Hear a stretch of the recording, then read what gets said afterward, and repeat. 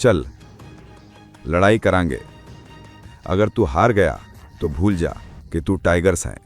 हम तने कुछ पैसे दे देंगे और तू गुड़गांव ते जितना दूर हो सके उतना दूर सेटल हो जा। अकरम बोला, नहीं बलराज, ये सही ना सा है। पर बलराज चुपचाप अभिनव का जवाब देख रहा था। अभिनव ने अकरम की तरफ देखा, उसने सिर हिलाया, ना मैं। फिर अभिनव ने बलराज की तरफ देखा, ग्लास उठाया, एक सांस में सारी शराब पी ली। टेबल पर जोर से ग्लास पटक के बोला, कद करनी से लड़ाई। बलराज मुस्कुराया, अकरम के होश उड़ गए। क्यों ना टाइगर, रुक जा, तने कुछ भी साबित करने की जरूरत ना है, अकरम ने अभिनव से कहा। वो ना चाहता था कि अभिनव किसी मुसीबत में पड़ जाए। अभिनव बोला, अकरम, मैं जो कर रहा हूं अपनी मर्जी से कर रहा हूं। आज बलराज मेरे मुंह पे जो बोल रहा से, मैं ना चाहता कि कल कोई भी ऐरा गैरा मेरे पीठ पीछे बोले। अभिनव ये कह के बलराज की आंख में देखने लग गया। अकरम ने जब अभिनव की आंख में संजय जैसे तेवर देखे तो उसने गहरी सांस ली और सब ऊपर वाले के भरोसे छोड़ दिया।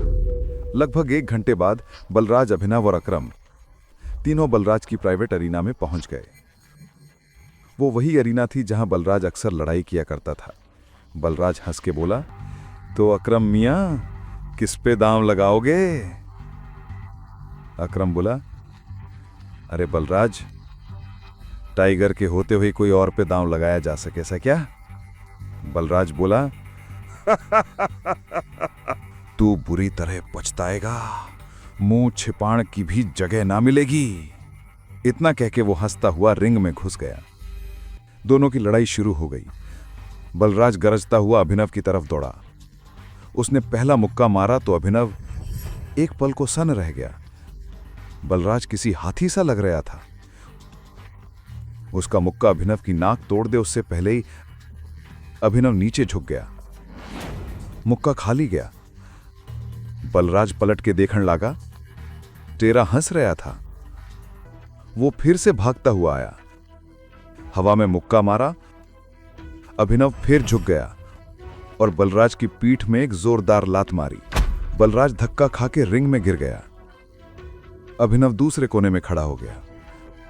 बलराज गुस्से में भर गया, फिर से दौड़ा। अभिनव ने झुक के उसके पैर पे लात मारी। बलराज संभल ना पाया, फिर गिर पड़ा। अकरम ये देख के हंस पड़ा, बोला, सरेंडर कर दे बलराज, यूं अपना रिकॉर्ड खराब कर रहा है। मैं किसी तई ना कहूंगा कि तू टाइगर ते हार गया से। बलराज ने गुस्से में फर्श पे हाथ मारा, छटके से उठ खड़ा हुआ और मुक्के पर मुक्के बरसाने लग गया।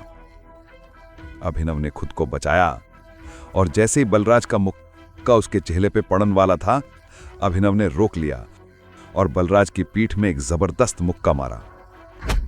बलराज दर्द से नीचे झुक गया। इतने में अभिनव पीछे आया, दोनों हाथ उसकी कमर में कस के उसे हवा में उठा लिया। अकरम का मुंह खुला का खुला रह गया। अभिनव ने बलराज को पल भर हवा में थामा और फिर जमीन पे उल्टा पटक दिया। बलराज के मुंह से चीख निकल गई, ये कहां से सीखा? अभिनव बोला, कहीं से ना, टाइगर को ये विरासत में मिला है, उसकी गद्दी के साथ। इतने में अकरम हंसते हुए अभिनव ते गले लग गया और बलराज ते बोला, टाइगर का डर सताता। बलराज की कमर में मोच आ गई, पर हंसते हुए बोला, चलो अब शराब पीते हैं, आज की पार्टी मेरी तरफ से। अकरम बोला, ऐसे ना कहे, ऐसे पूछ टाइगर कि तू मेरे साथ शराब पीना पसंद करेगा?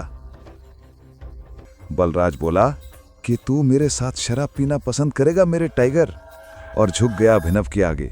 अभिनव हंसता हुआ उसके कंधे तय पकड़ के उठाया, बोला, क्यों ना। तभी अभिनव का फोन बज उठा। देखा अनन्या का फोन था। हाँ अनन्या, मेरे मम्मी पापा वापस आ गए से, जो कुछ भी हुआ सब पता चल गया से। वो ते मिलना चाहते से, तू अभी मेरे दादाजी वाले घर आ जा। अभिनव ने फोन जेब में डाला। अकरम पास आया। क्या हुआ, सब ठीक से? अभिनव बोला, सॉरी बलराज, पर मैं तेरे साथ न चल पाऊंगा। मुझे अपने ससुराल जाना पड़ेगा, मेरे सास ससुर आए हुए हैं। बलराज बोला, ससुराल? शादी कब कर ली तूने? अभिनव हंस के बोला, लंबी कहानी से, फिर कभी बताऊंगा। बलराज बोला, अच्छा अकरम, मोंटी को बुला के बता दें? अकरम बोला, नहीं, अभी ना, जब तक चीजें साफ ना हो जाती। किसी ने भी भनक ना लगनी चाहिए कि टाइगर लौट आया से। मोंटी जो कर रहा से उसे करन दे। अभिनव बोला, चलो मैं निकलता सूं। अकरम, याद है ना मुझे कल नई नौकरी शुरू करनी से? अकरम बोला, हाँ हाँ, कल ऑफिस आ जियो, मैं अपने सेक्रेटरी ने बोल दूंगा, तेरा काम हो जाएगा। अभिनव ने दोनों से हाथ मिलाया और बाहर निकल गया। आगे की कहानी जानन वास्ते देखो अगला एपिसोड सिर्फ पॉकेट एफएम के यूट्यूब चैनल पे। और द रिटर्न ऑफ टाइगर के सारे एपिसोड सुनने वास्ते नीचे दी लिंक ते पॉकेट एफएम ऐप डाउनलोड करो।